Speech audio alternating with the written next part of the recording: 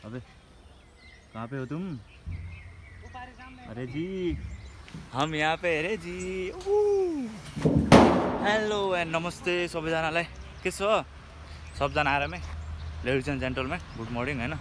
अहिले चाहिँ हामी यता के भन्छ यो कता हो पार्कतिर भुराहरूको पार्क क्या हेर्न सक्नुहुन्छ। यस्तो छ होइन, मर्निङमा गर्दै गर्दै आएको यस्तो सम्झिहालेँ क्या।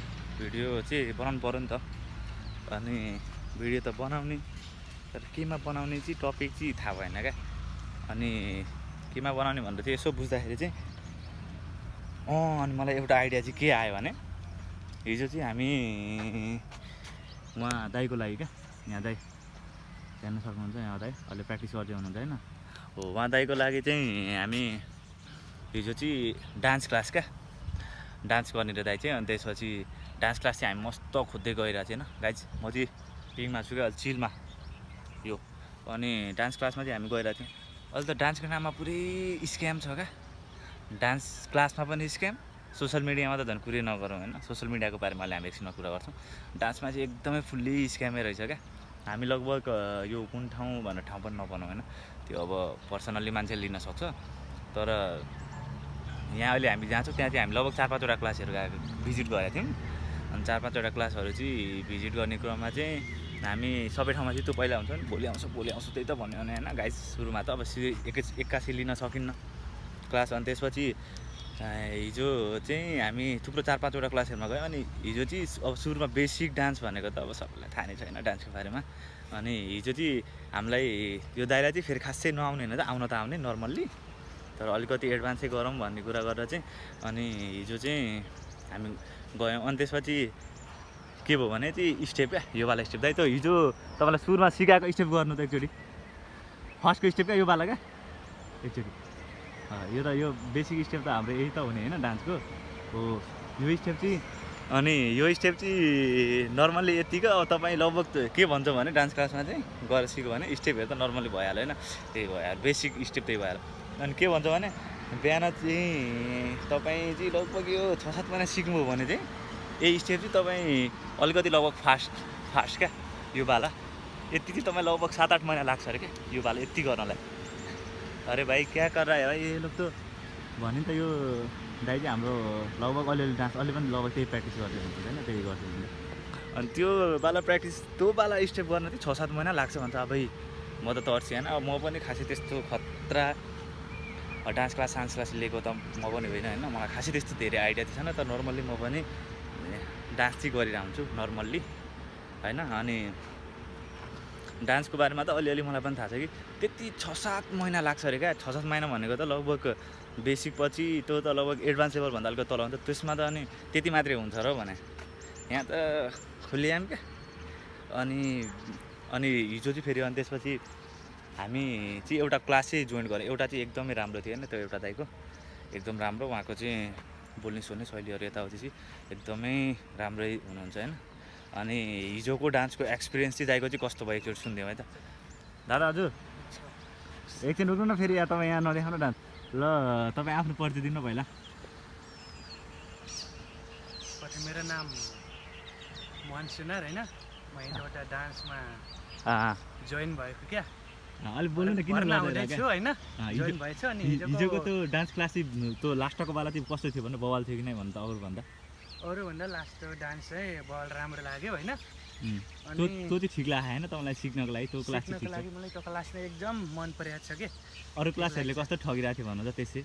अरू क्लासमा त्यस्तै भइरहेको थियो, त्यो क्लासमा चाहिँ मलाई एकदम मन पऱ्यो कि, चित्त बुझ्यो कि। यस्तै डान्स गर्न पाए हुन्थ्यो, अझै योभन्दा अझै सिक्न पाए हुन्थ्यो डान्सहरू होइन। दाइले चाहिँ मलाई सोच लाग्यो विचार। दाइको चाहिँ त्यो अब हामी चाहिँ दुईजना छौँ होइन। हेलो हाई दाइ र म चाहिँ छौँ अहिले यहाँ। अनि त्यसपछि ए साँच्ची डान्सको कुरा गर्दा अनि सोसियल मिडिया भयो क्या।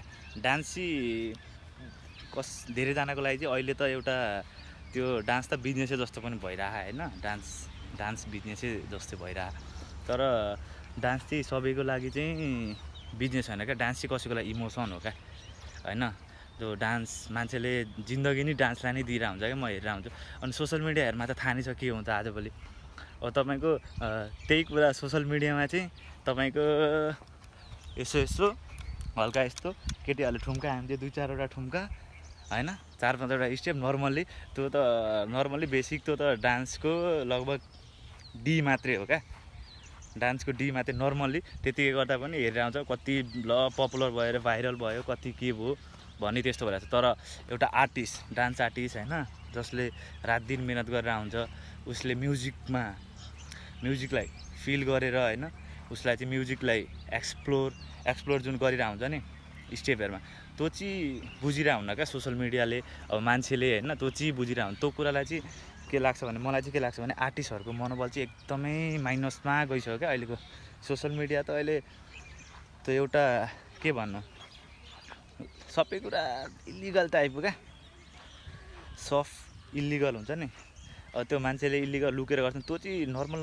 टाइपको इलिगल मान्छेको आर्टिस्टहरूको माइन्डमा त पुरै त्यो उनी भरिसक्यो क्या होइन डिप्रेसन एन्जाइटीको शिकार हुनुको कारणै त्यही त हो नि आर्टिस्टहरू किनभने भने जस्तो उनीहरूले जुन किसिमको मेहनत गरेर हुन्छ के गरेर हुन्छ अब सोहरूमा गयो भने पनि त्यस्तै छ झल्लु पारा छ हाम्रो देशको पारा पनि त्यही हो झल्लु त्यसैले चाहिँ म चाहिँ के भन्छु भने चाहिँ आर्टिस्टहरू जुन होइन जसले मेहनत गर्नुभएको हुन्छ रात दिन होइन उहाँहरूलाई चाहिँ एकदमै सपोर्ट चाहिँ गरिदिनु पऱ्यो क्या हामीले अब जसले जिन्दगी नै डान्स भनेर गरेर हुन्छ उहाँको चाहिँ बल्ल मरेर 1000-1200 भ्युज आउँछ बल्ल अनि त्यो भ्युज हेर्ने मान्छेले लाइक पनि गर्दैनन् क्या 1000-1200 भ्युज आउँछ अनि त्यसमा लाइक चाहिँ जम्मा 100 पनि बल्ल त्यो पुस गरी क्या बल्ल 100-200 यस्तो आइरहेको हुन्छ क्या यस्तो पाराले त कहाँ चल्छ त नि होइन गाइस मलाई चाहिँ त्यस्तो लाग्छ अब आर्टिस्टहरू भनेको चाहिँ एकदमै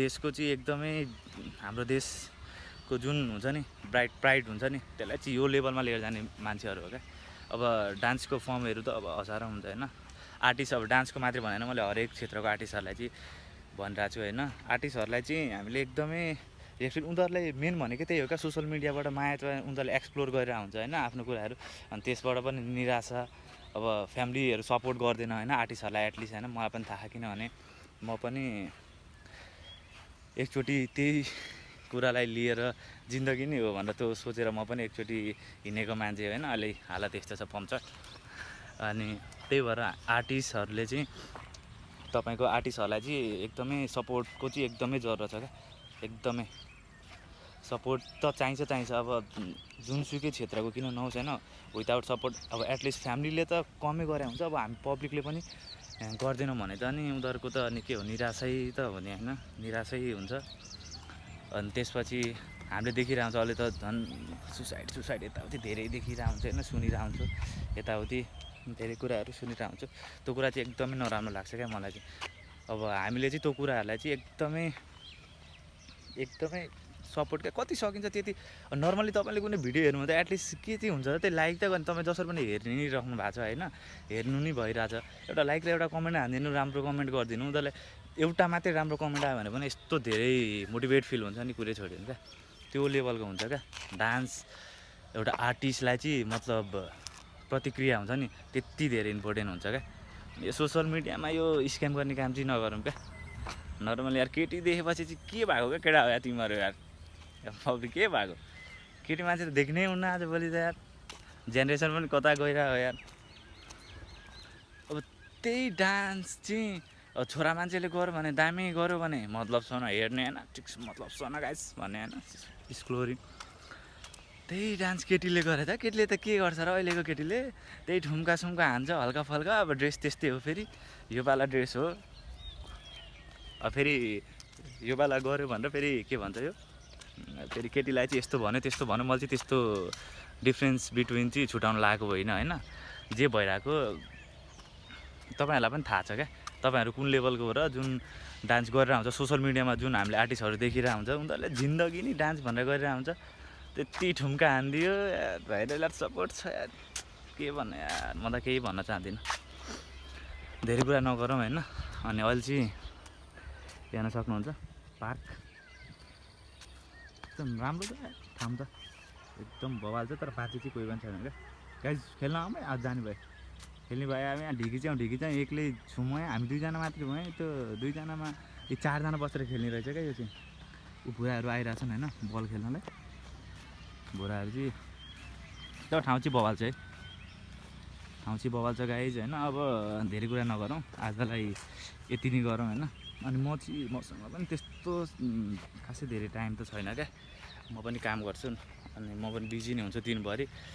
अनि अब बिहान यसो वाकमा आएको बेला चाहिँ थोरै टाइम निकालेर चाहिँ यसो भिडियो बनाएको।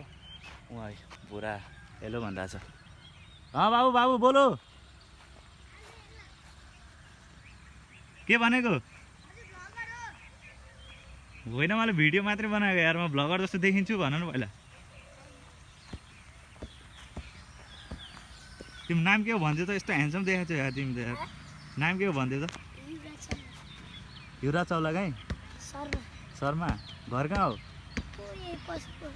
हो र, अनि दुईजना मिलेर फुटबल खेल्न आएको हो, मान खेलाउने हो? बुढाहरू ग्याङहरू आइरहेछ। ल अब बुढाहरूसँग खेल्छौँ हामी। ठिक छ ल भाइ, अहिले म एकछिनमा आउँछु ल। ल अहिले चाहिँ म अब एकछिन डान्स प्र्याक्टिस गर्छु, अनि बुढाहरूसँग चाहिँ छिरमा फुटबल खेल्नुपर्छ है गाइस। यति भन्दै आजको मेरो 2 शब्द यहीँ टुङ्ग्याउँछु। हस्त धन्यवाद, जय नेपाल।